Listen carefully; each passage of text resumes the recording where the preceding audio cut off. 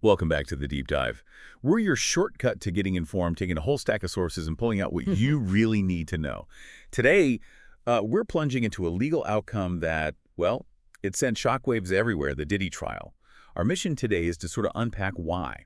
Why did this case, which started with such huge public fanfare, serious indictments, end up with this surprising acquittal on the biggest charges? Okay, let's try and unpack this. I mean, given all the initial buzz, those federal raids, the headlines, how did a prosecution that looked so, formidable end up falling short on its main accusations? Yeah, it's a really stark result, isn't it? And our sources, they really drill down into the legal side of it.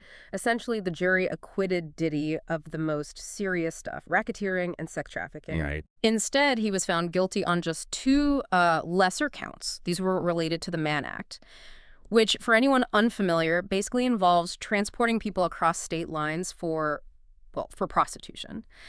The real problem for the prosecution, and the sources really hammer this home, was failing to prove their case beyond a reasonable doubt. That was for the major charges. That's the key legal hurdle, isn't it? For, our audience who follows these big cases, what does that actually mean? That they couldn't clear that bar for something like racketeering? It's an incredibly high standard. It really is. Racketeering, you often hear it connected with, organized crime. It demands proving a very clear pattern of criminal activity, often over time, involving multiple people or businesses. And sex trafficking, similarly, needs undeniable proof of coercion, exploitation, usually an ongoing scheme.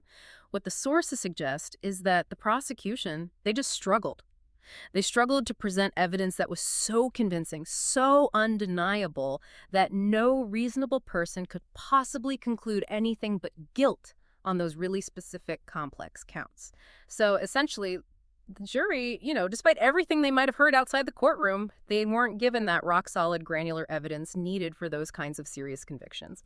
And here's where it gets really interesting, because this case was just a huge media spectacle right from the start. We all saw those dramatic initial press conferences, right, announcing the indictment, and then the federal raids on his homes with details like baby oil being seized. It all felt very theatrical. Do our sources shed any light on how maybe that intense public narrative affected things inside the courtroom? Oh, absolutely. It's fascinating, actually. According to several sources, there's this perception. A perception that the whole prosecution, especially how it was rolled out so dramatically, might have been seen by some as, maybe more of a publicity stunt.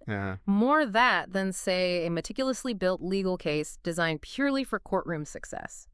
That baby oil detail you mentioned, it seems trivial, maybe, but it became kind of symbolic for some observers. It was sensationalized everywhere in the media, got tons of attention, but legally, for the main charges, it proved totally irrelevant. And after the verdict came down, some legal commentators, they were pretty blunt, describing the prosecution as, quote, huge losers. Wow. Yeah, because the initial hype just massively outpaced the actual strength of their evidence when measured against that really high legal bar. It just highlights the stark contrast, between what grabs headlines and what actually holds up under legal scrutiny. So it's a really powerful example of how public opinion and the actual courtroom fight can be completely different worlds. But despite this pretty significant legal win for him on the most severe charges, Diddy's situation isn't totally over, is it? What's his current status? That's exactly right. He's not free to go. He's still in custody. A judge denied him bail, and that's pending the sentencing for those two Mann Act counts he was found guilty of. Okay. So while the outcome on racketeering and sex trafficking was definitely a major win for his defense team, there are still consequences. The legal process isn't quite finished. And if we try to, connect this to the bigger picture, what does this verdict really suggest? Especially that contrast, the initial huge fanfare versus the final outcome on the biggest charges. What does it suggest about the complexities of building these high-profile cases? Building them in the public eye versus actually meeting that incredibly strict legal standard beyond a reasonable doubt. It really makes you think, doesn't it? About how the media story can shape expectations compared to the often very careful, very nuanced reality of courtroom evidence. It certainly does. It prompts you to think deeply about what these kinds of outcomes mean for how we all perceive justice. A compelling reminder, really, that the legal process needs solid evidence, not just screaming headlines. Thanks for joining us for this deep dive into a truly surprising verdict.